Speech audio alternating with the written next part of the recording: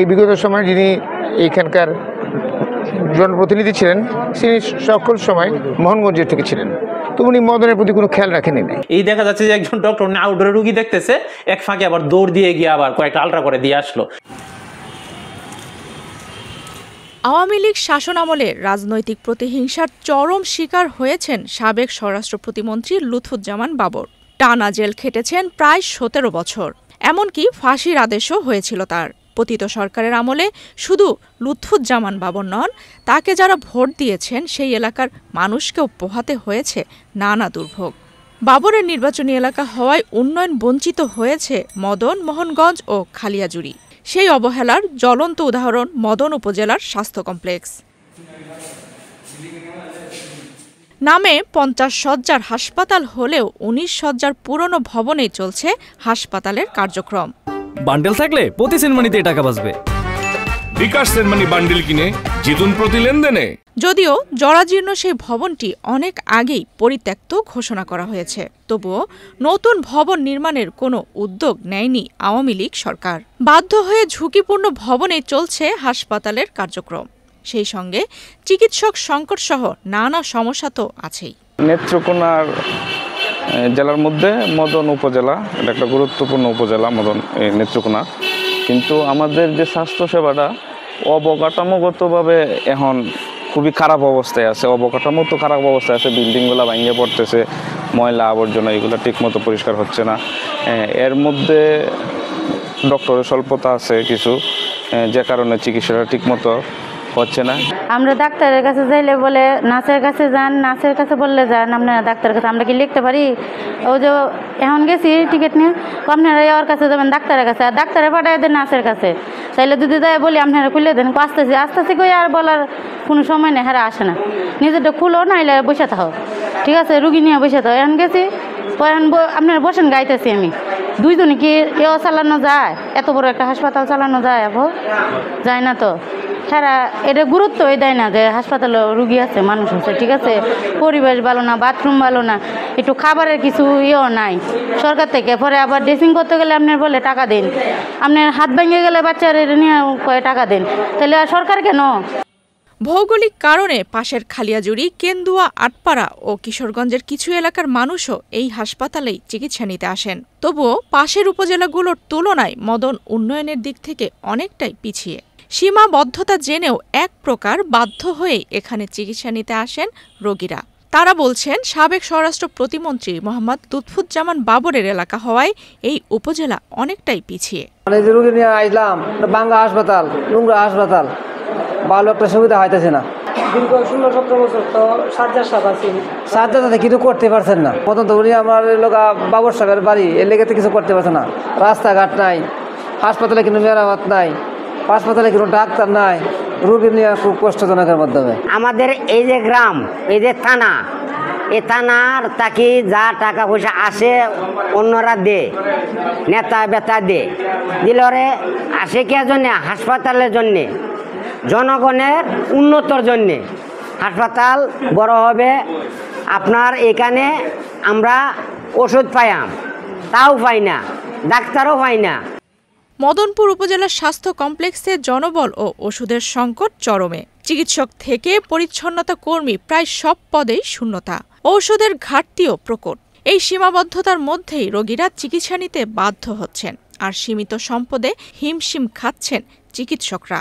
হাসপাতালের ঊর্ধ্বতন কর্মকর্তারা যেমন অবহেলার কথা স্বীকার করছেন, তেমনি বলছেন এই সবই রাজনৈতিক রোষানলের ফল। এটি মূল শয্যা, অর্থাৎ 31 শয্যার একটি বিল্ডিং। তারপরে 31 শয্যার পুরো কাজটা আমাদেরকে 19 শয্যার একটি বিল্ডিংয়ে করতে হচ্ছে।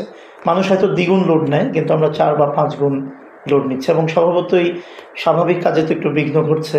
পাশাপাশি এই পরিত্যক্ত থাকার দরুন এখানকার যারা চিকিৎসক নিযুক্ত হন তারাও খুব একটা উৎসাহিত হন না, এবং এখানে আবার পুনরায় চিকিৎসক আসতেও খুব একটা উৎসাহিত হন না, এবং এই নিয়ে হয়তো একটা বদনাম চালু আছে। আপনি যেটা বলেছেন সেটিও বাস্তব যে একই সংসদীয় আসনের বাকি দুটো উপজেলায় খুব সুন্দর নতুন বিল্ডিং আছে, এমনকি 100 শয্যা ভবনও আছে। এখন এটি কেন যেন বিগত সরকারের আমলে প্রায় 15-16 বছর ধরেই একেবারেই অবহেলিত। শুধু যে এই প্যারামিটারে তা নয়, নতুন ভবনের কোনো একটি রুমকে অফিস কক্ষ সাময়িকভাবে বানিয়েছি। আবাসনের অবস্থাও তথৈবচ, কারণ আবাসনেও আমি নিজেও একটি দ্বিতীয় শ্রেণীর কোয়ার্টারে থাকি। কাজে সব কিছু মিলে মদনের প্রত্যেকটি বিভাগের অবস্থাই নাজুক। এর মধ্যে স্বাস্থ্য বিভাগের অবস্থা বোধহয় একেবারেই নাজুক। এটি বিগত 15-16 বছর খুবই অবহেলার মধ্যেই ছিল, পুরো মদনটাই। কেন ছিল এই প্রশ্ন আমরা অনেক সময় জানি, অনেক সময় জানি না, বা অনেকটাই অনুমেয়। আসলে আমাদের এই উপজেলা স্বাস্থ্য কমপ্লেক্সটি সার্বিক দিক দিয়ে নানা সমস্যায় জর্জরিত। প্রথমেই যদি বলি জনবল সংকট, প্রথমে আসবে ডাক্তারদের সংকটের কথা। আমাদের এখানে ডাক্তারের পোস্ট আছে প্রায় 30 জনের মতো, কিন্তু ডাক্তার কর্মরত থাকে 5 জনের মতো আছে, 4-5 জন, ইউচিপিও স্যার সহ যদি বলি 6 জন আছে। তো আসলে এত তীব্র জনবল সংকটের মধ্যে আসলে কাজ পরিচালনা করা যায় না। একজন ডাক্তার যদি চেষ্টা করে উনি সর্বোচ্চ 2-3 জনের কাজ করতে পারেন, হার্ট অ্যান্ড সোল ট্রাই করলে, কিন্তু একজন তো 10 জনের কাজ করতে পারবে না। তো এই ডাক্তার সংকটের কারণে আসলে এই এলাকার জনগণ স্বাস্থ্য সেবা থেকে ব্যাপকভাবে বঞ্চিত হচ্ছে। এরপরে যদি আমরা বলি হাসপাতালের ভবনের কথা, এটা 50 শয্যার হাসপাতাল, কিন্তু আমাদের একটি বাসে মূলত 19 শয্যা। 19 শয্যার মধ্যে আমাদের 50 শয্যার কাজ করতে হচ্ছে। রুগীরাও নানা দুর্ভোগের মধ্যে আছে। এর জন্য আমাদের হাসপাতালের আরও একটা সমস্যা হচ্ছে, আমাদের হাসপাতালের কার্যক্রম কিন্তু শুধুমাত্র এই ভবনের মধ্যে সীমাবদ্ধ না। আমাদের পুরো উপজেলায় বিস্তৃত আমাদের স্বাস্থ্যসেবা কার্যক্রম, আমাদের সাব সেন্টারও আছে। তো সেগুলো ভিজিটে যাওয়া লাগে আমাদের হাসপাতালে যে প্রধান আছে ইউচিপি স্যারের, কিন্তু সেটা অনেক সময় সম্ভব হয় না। আমাদের হাসপাতালে আসলে কোনো আমাদের ওরকম গাড়ি বরাদ্দ নাই, যেটা বাংলাদেশের ম্যাক্সিমাম উপজেলাতে আছে, কিন্তু মদনে নেই। তো আমাদের আসলে মেইন সংকটগুলোই হচ্ছে এই 3টা সংকট। তো এই 3টা সংকট যদি দূর হয়, তাহলে ডাক্তার হিসেবে আমরাও ভালো সার্ভিস দিতে পারবো, জনগণও ভালো সার্ভিস পাবে। এটি সাবেক স্বরাষ্ট্র প্রতিমন্ত্রী লুৎফুজ্জামান বাবরের এলাকা হওয়ায় শুধু মদন উপজেলার স্বাস্থ্য খাত নয়, সামগ্রিকভাবেই উপজেলাটি উন্নয়ন থেকে বঞ্চিত, এমনটাই দাবি করলেন সাবেক স্বরাষ্ট্র প্রতিমন্ত্রী লুৎফুজ্জামান বাবর। এই বিগত সময় যিনি এইখানকার জনপ্রতিনিধি ছিলেন, তিনি সকল সময় মোহনগঞ্জের থেকে ছিলেন, তো উনি মদনের প্রতি কোনো খেয়াল রাখেনি নাই। সেই জন্য মদনের অবহেলা হয়ে গেছে, এবং এখানকার জনগণ অবহেলিত হয়েছেন, এবং এখানকার উন্নয়ন, সেবা বা সমস্ত কর্মকাণ্ড থেকে চাকরি এই মদন পিছিয়ে আছে।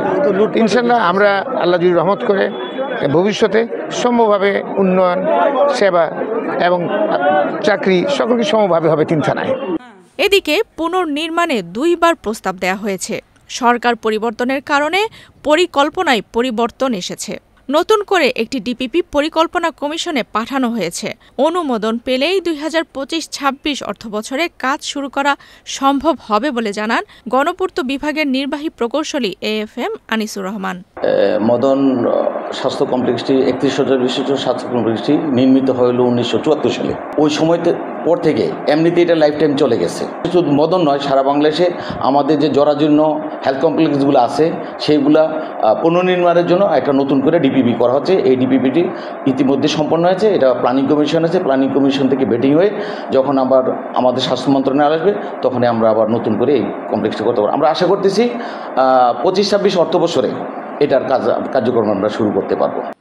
প্রথমে 19 শয্যা থেকে 31, এরপর 50 শয্যায় উন্নীত হলেও 29 জন চিকিৎসকের স্থলে বর্তমানে মাত্র 3 জন চিকিৎসক কর্মরত রয়েছেন। আরও 6 জন রয়েছেন সংযুক্তিতে, তবে তারা কর্মরত অন্যত্র। এমতাবস্থায় চিকিৎসা নিতে আসা রোগীরা চান রাজনৈতিক প্রতিহিংসা ভুলে মদন উপজেলার স্বাস্থ্য কমপ্লেক্সে ফিরে আসুক সেবার স্বাভাবিক ধারা। নিউজ ডেস্ক, বাংলাদেশ প্রতিদিন।